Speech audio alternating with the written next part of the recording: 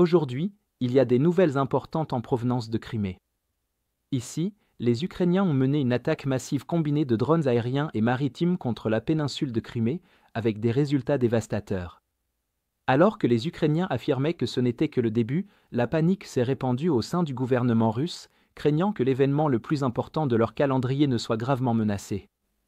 Tout d'abord, les Ukrainiens ont lancé une attaque massive de drones visant les actifs militaires russes à travers la Crimée et la mer Noire. En utilisant une combinaison de drones aériens et navals, les forces ukrainiennes ont mené une offensive hautement coordonnée, démantelant systématiquement les défenses russes en couches. L'opération a commencé par des frappes de précision sur des systèmes clés de défense aérienne et de guerre électronique, neutralisant la capacité de la Russie à détecter et intercepter les menaces entrantes.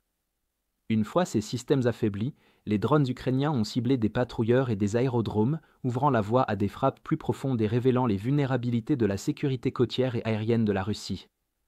Notamment, l'agence de renseignement militaire ukrainienne a déployé des drones navals Magura V5 et V7 équipés de missiles air infrarouge R-73. Des images récemment publiées montrent comment les Ukrainiens les ont utilisés pour cibler un chasseur russe Suk-30 et ont réussi à abattre l'appareil, une première historique dans la guerre navale par drone. Les frappes ont été étendues, avec des drones ukrainiens signalés au-dessus de zones telles que Zuravlivka près de Simferopol, Orlovka, Tarkankou et Yevpatoria, détruisant de nombreuses cibles comme un système de défense aérienne S-300 ainsi que des radars Obzor 3, Kasta 2E2, Sin 68 et Imbir. Les aérodromes de Belbek, Hvardisk, Saki et Kasha, ainsi que la base aérienne militaire de Kirovsk ont également été visés, car ils sont utilisés par la Russie pour contrôler l'espace aérien au-dessus de la mer Noire et lancer des frappes sur le territoire ukrainien. Le complexe russe de renseignement radiotechnique Zveda, situé près de Stavropol, a de nouveau été touché. Il est crucial pour les communications satellitaires russes. Le ministère russe de la Défense a affirmé avoir intercepté un total de 112 drones, mais l'ampleur et la précision des attaques indiquent une brèche significative dans les défenses russes.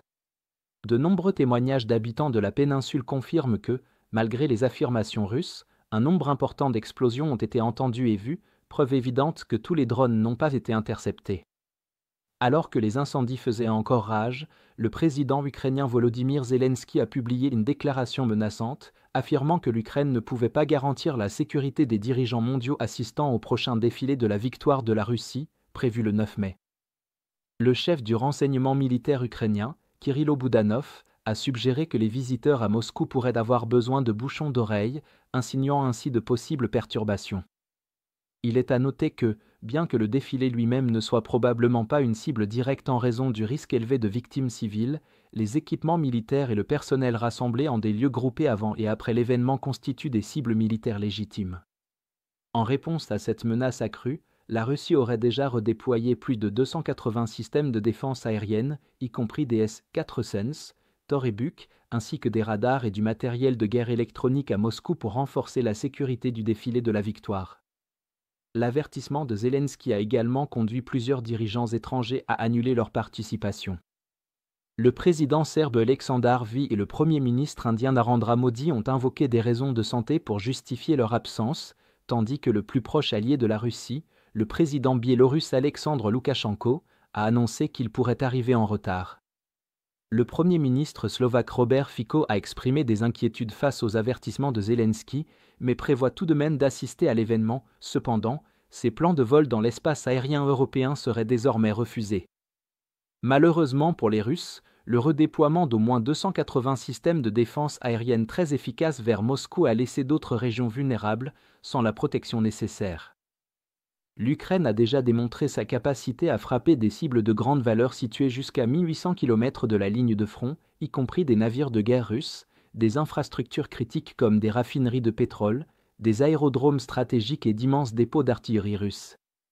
Avec les défenses aériennes russes encore plus étirées, déjà affaiblies par les attaques ukrainiennes de plus en plus fréquentes et destructrices contre ces systèmes, d'importantes brèches apparaissent dans le réseau de défense aérienne de la Russie, les récentes frappes en Crimée ne semblant être que le début de quelque chose de bien plus vaste.